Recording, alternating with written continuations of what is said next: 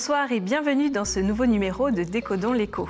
Alors que les acteurs du monde économique retiennent leur souffle avec la crise de la Covid-19, un secteur semble épargné, celui du numérique. Mieux que cela, il semble même avoir bénéficié de la recherche de productivité des entreprises.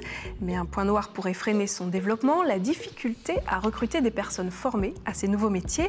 On en parle ce soir dans Décodons l'écho. Pour cela, je suis accompagnée de Gilles Taladoire. Bonsoir. Bonsoir. Vous êtes maître de conférences en informatique et vice-président de l'Université de la Nouvelle-Calédonie, délégué au numérique. L'UNC est partenaire de Décodons l'écho depuis le début de l'année. Alors Gilles, le numérique est un secteur assez discret et pourtant c'est un secteur économique à part entière. Oui, selon les chiffres de l'Observatoire du numérique, la filière numérique représente 2,6% du PIB. Le PIB, c'est l'ensemble des richesses de la Nouvelle-Calédonie produites chaque année. À titre de comparaison, l'agriculture, c'est 2%.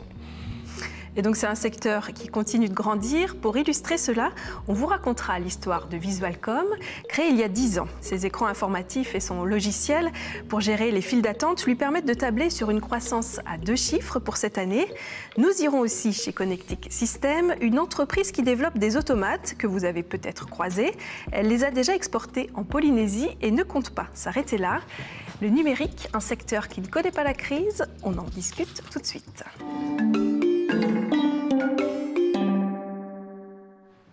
Alors je le disais à l'instant, la filière numérique se développe et se structure dans le pays depuis 10 ans déjà. C'est le cas par exemple de l'entreprise de Philippe Réau. Voici son histoire, elle est racontée par Michel Pimbé. Il y a 10 ans, Philippe Réau quitte son emploi de directeur commercial et décide de fonder sa propre entreprise. Son idée, vendre des écrans et des logiciels permettant de créer, planifier et diffuser du contenu vidéo au sein des entreprises. L'activité est inexistante au pays. Avec une caution personnelle, mais je n'ai pas de fortune personnelle. Donc c'est la confiance de la banque qui m'a aidé à démarrer. Et ensuite le chiffre d'affaires qu'on a à chaque fois réinvesti dans la société pour grandir. En 2013, l'entreprise décide de se développer en étendant l'affichage dynamique dans 10 restaurants. Le même business model est déployé dans les salles de sport et les cliniques vétérinaires. La même année, Enercal le sollicite pour améliorer la gestion de ses files d'attente. Philippe Réau se lance donc sur ce nouveau marché. Il concrétise un partenariat avec Qmatic, un acteur reconnu mondialement dans ce secteur d'activité. Aujourd'hui, l'entreprise installe cette technologie dans les institutions publiques, mais aussi dans le secteur privé, comme dans cet hypermarché. Donc le client arrive avec son téléphone dans l'hypermarché, il scanne le QR code pour attendre pour le rayon charcuterie par exemple. Et là, il a son ticket qui s'affiche sur son téléphone. Donc son téléphone sonne et vibre pour lui dire « c'est ton tour ». Et là, il peut présenter son téléphone avec son ticket pour voir que c'est le bon numéro et il se fait servir. Les clients n'ont donc plus de contact avec le distributeur de tickets. Un argument de poids en période de Covid-19 qui a séduit des commerces à l'île de Guam.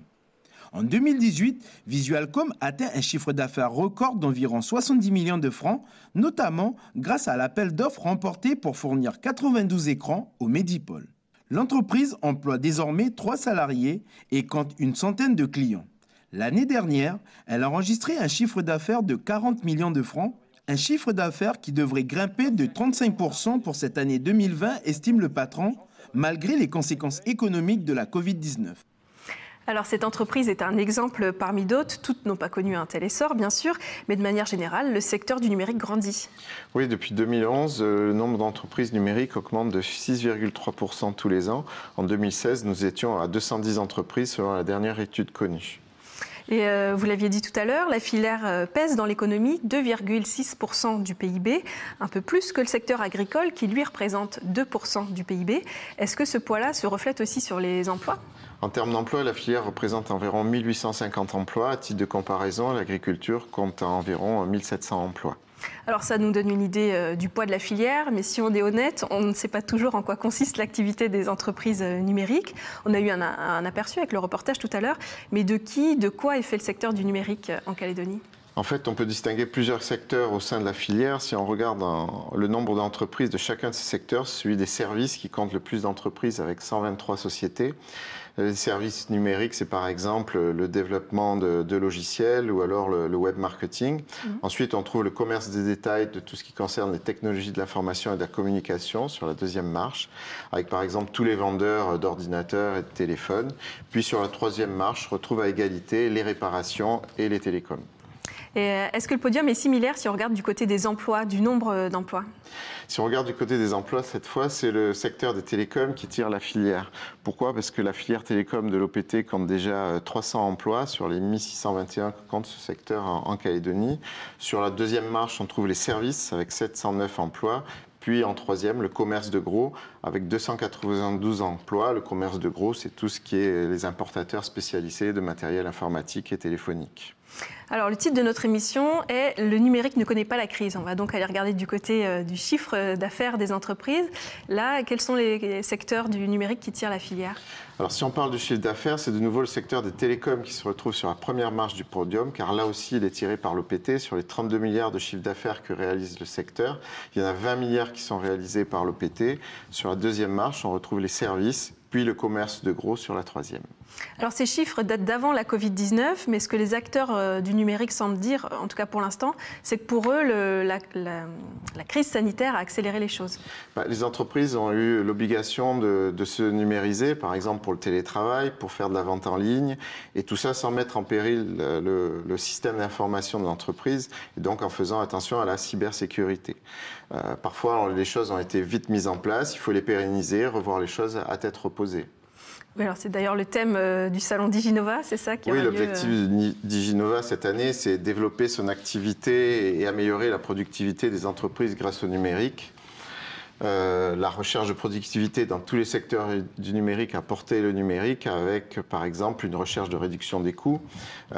Et puis, les différents secteurs ont eu besoin du numérique en leur permettant, par exemple, de maintenir ou de développer leur activité. La crise dans les autres secteurs a donc eu un effet inverse sur le secteur numérique. Doper le secteur numérique. Alors, ce développement est possible grâce notamment aux équipements présents dans le pays. Sommes-nous mieux équipés que nos voisins, plus chers ou pas? On fait le point grâce à la chronique qui va suivre. Et puisqu'on parle numérique et qu'on parlera formation tout à l'heure, nous avons proposé à Terence Patel de présenter et illustrer cette chronique.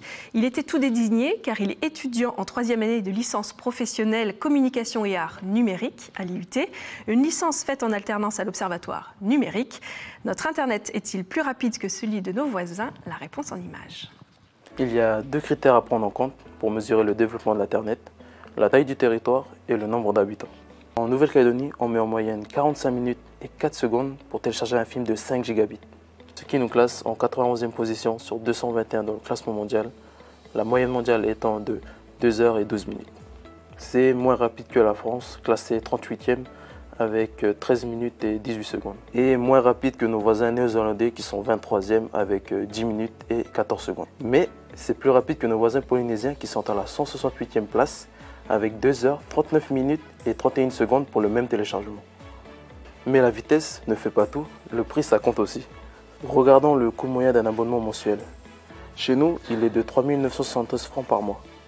Cela nous classe à la 79e place sur 206 dans le classement mondial, la moyenne mondiale étant de 5 976 francs. C'est plus cher que la France qui se classe 49e avec un coût moyen de 2 818 francs. Mais c'est moins cher que la Polynésie qui se classe à la 165e place avec un coût de 8 122 francs. C'est aussi moins cher que nos voisins néo-zélandais qui sont classés 125e avec un coût moyen de 5 473 francs.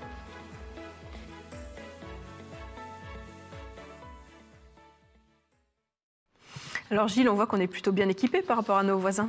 En effet, il y a des efforts pour améliorer l'accessibilité. On peut citer l'Internet mobile à la demande, qui est quelque chose qui existe dans peu de pays, mais qui permet à tout le monde d'y accéder. Beaucoup de municipalités proposent du Wi-Fi gratuit sur le domaine public. Et puis, il y a les espaces publics numériques à travers les cases numériques, les cyberbases des maisons de quartier qui proposent l'accès à tous. Alors notre accès au réseau, notre niveau d'équipement permettent à certaines entreprises de se lancer sur le marché international. C'est le cas de Connectic Systems. La société développe des logiciels pour les automates qu'elle commercialise.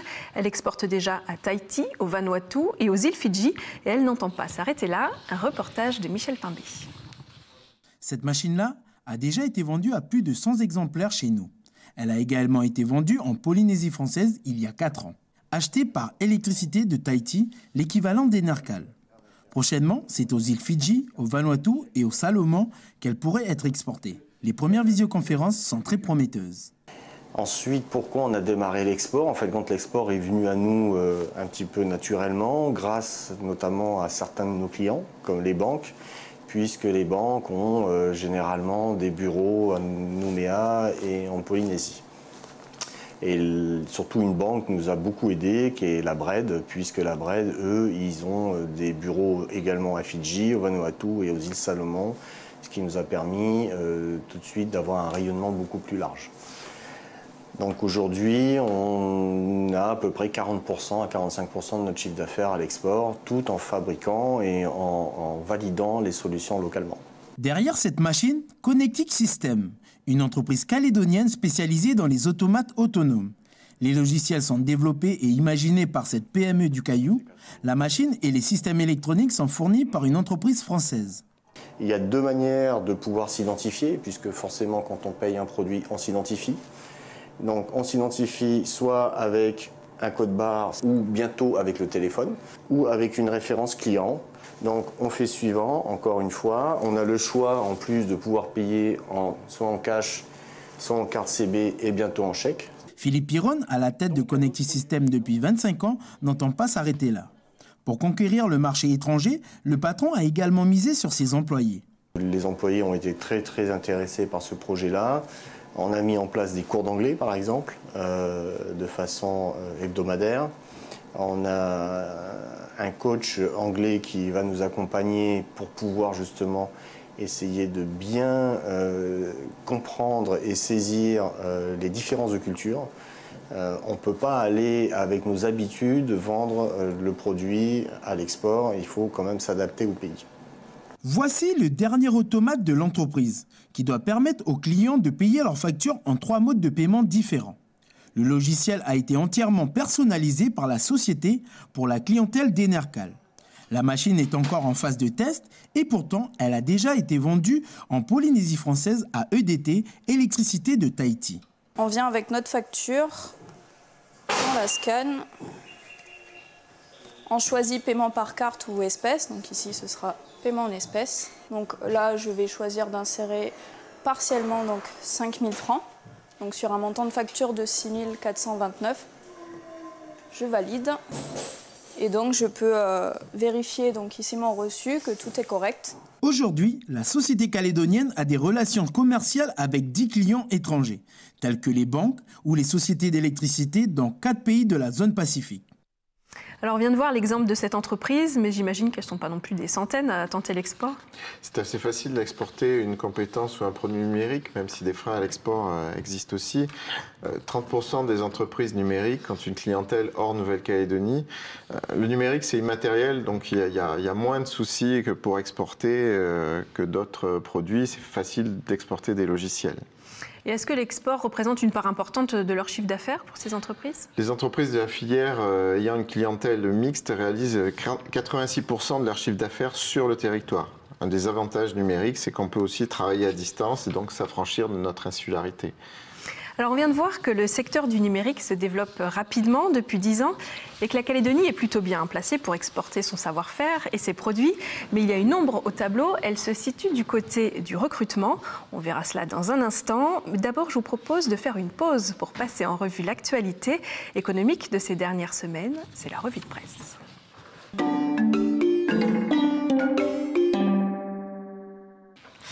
Bonsoir Laïsa, tu es enseignante-chercheur en sciences économiques à l'UNC sur le campus de Baco et tu as choisi pour nous 3 actualités économiques qui ont marqué ces dernières semaines, à commencer par le marché de l'immobilier. En 2019, les ventes ont baissé de 18%, relatent nos confrères de NC Première. Alors les ventes sont en baisse, les prix aussi ?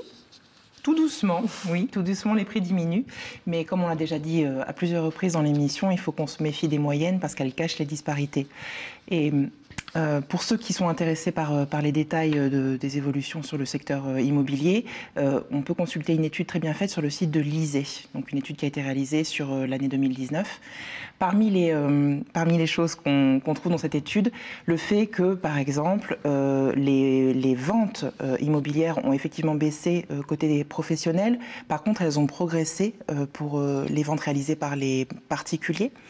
Et on observe aussi que dans la province nord, dans la zone VKPP, les ventes ont également progressé. VKPP, Vaud, Connaît, Pointe-Boute, Pauillac. Voilà. Et ce que nous dit l'ISEE également, je cite, c'est qu'on sort finalement d'une décennie d'urbanisation galopante. Donc finalement, on est peut-être tout simplement en train de revenir à une situation un peu plus normale. Et en lien d'ailleurs avec la fin des dispositifs de défiscalisation en faveur du logement intermédiaire. Deuxième information que tu as choisie pour nous, c'est le lancement de Nickel.nc. Plus de 120 acteurs du milieu se rassemblent pour mettre en commun leurs connaissances sur leur verre. Laïsa, qu'est-ce qu'on peut attendre de Nickel.nc? Alors a priori, on aura les résultats de toutes ces consultations mi-décembre. L'objectif, c'est en quelque sorte d'organiser une sorte de palabre à l'océanienne qui, à terme, pourrait permettre d'éclairer les choix stratégiques et législatifs pour le pays. Donc idéalement, ce qu'on aimerait en retirer, ce serait une stratégie pays que de nombreux acteurs appellent de leur vœu. Oui, depuis longtemps.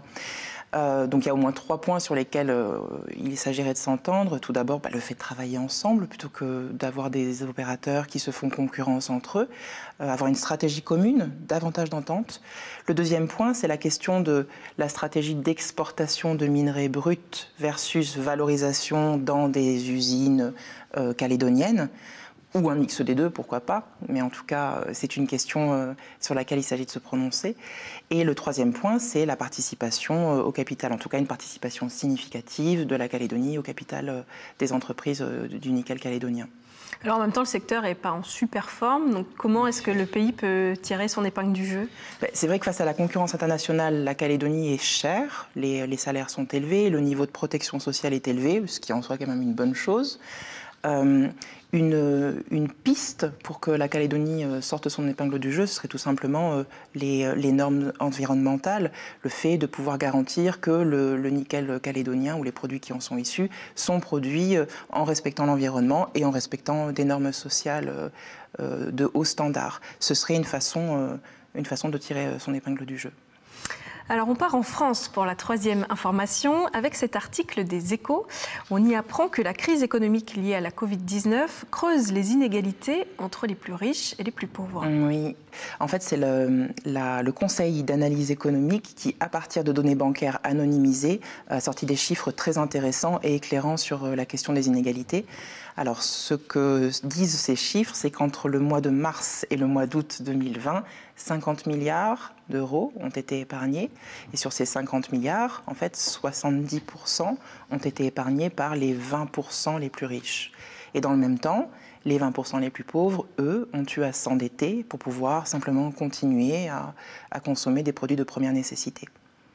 Donc pour le Conseil d'analyse économique, il va falloir très rapidement soutenir les ménages les plus modestes, sans quoi les conséquences économiques de la crise vont être encore plus graves. Alors par quelle méthode, par quels moyens on peut aider les ménages les plus modestes ?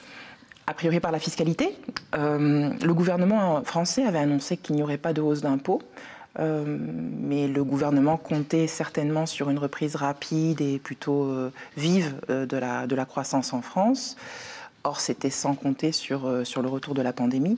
Donc l'idée pourrait être tout simplement de taxer les revenus des plus aisés afin de venir en appui aux ménages les plus modestes. D'ailleurs, ça fait écho à une recommandation, enfin en tout cas un commentaire d'Esther Duflo, prix Nobel d'économie en 2019, qui dit que l'impôt sur la fortune n'aurait jamais dû être aboli en France. Bon, on va suivre ça. Merci Laïsa pour cet éclairage sur l'actualité économique. Alors, on a vu depuis le début de cette émission que le secteur du numérique s'est beaucoup développé ces dernières années. La Covid a même renforcé cet élan puisque les entreprises, tous secteurs confondus, ont pris conscience de la nécessité de se numériser. Mais tout n'est pas rose. Pour autant, les entreprises peinent à recruter des personnes formées au métier du numérique. Gilles, vous êtes de retour. Oui, 50% des entreprises qui ont cherché à recruter évoquent des difficultés à trouver les compétences souhaitées. Et pourtant, les besoins du recrutement sont importants.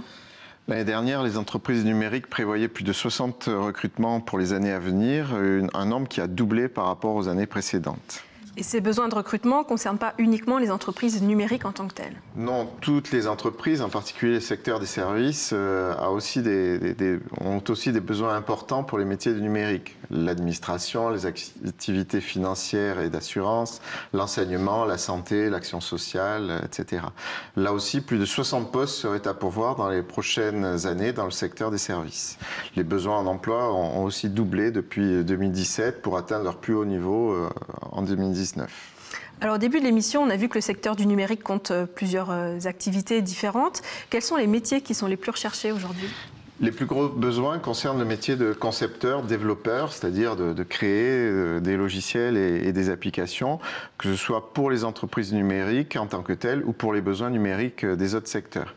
Il y a aussi des besoins dans les métiers des systèmes d'information, des télécommunications, c'est-à-dire gérer les serveurs, les bases de données, les réseaux des entreprises. Et pourquoi ces métiers-là se retrouvent sous tension aujourd'hui? Les métiers du numérique nécessitent pour la plupart un niveau de formation d'enseignement supérieur. La moitié des besoins concernent des profils de niveau Bac+5. Le vivier de candidats sur le territoire reste insuffisant. Et est-ce que ces difficultés de recrutement pourraient freiner l'élan du secteur numérique? Alors oui, ça pourrait le freiner, mais les organismes de formation essaient de pallier le manque. Depuis 5 ans, de nombreuses formations ont été ouvertes. Le IUT métier du multimédia et de l'Internet à l'IUT, le BTS système numérique au lycée du Mont d'Or, une formation en développeur web à la CCI et l'ouverture en 2020 de 2 licences professionnelles en alternance. Application web et communication et art numérique dont est issu Terence qu'on a vu tout à l'heure. Et du côté des Bac+5, puisque c'est ça le manque, si je peux dire? L'université va ouvrir un master en septembre 2021 sur les méthodes informatiques appliquées à la gestion des entreprises au sein de notre IAE, l'Institut d'administration des entreprises. Les métiers du numérique ont émergé récemment et n'ont pas encore suffisamment attiré les jeunes pour répondre aux besoins croissants dans le domaine. Les filles notamment sont attendues car elles sont en minorité pour l'instant. Avis à toutes et à tous donc. Merci Gilles Taladoire pour ces explications. C'est la fin de cette émission. Je vous rappelle que le salon Diginova aura lieu du 28 au 30 octobre à l'université à Nouméa, mais aussi sur le campus de Bako à Koné et à Lifou. Vous pourrez trouver le programme sur diginova.nc. Vous pourrez prochainement revoir cette émission sur notre site internet caledonia.nc. Bonne soirée.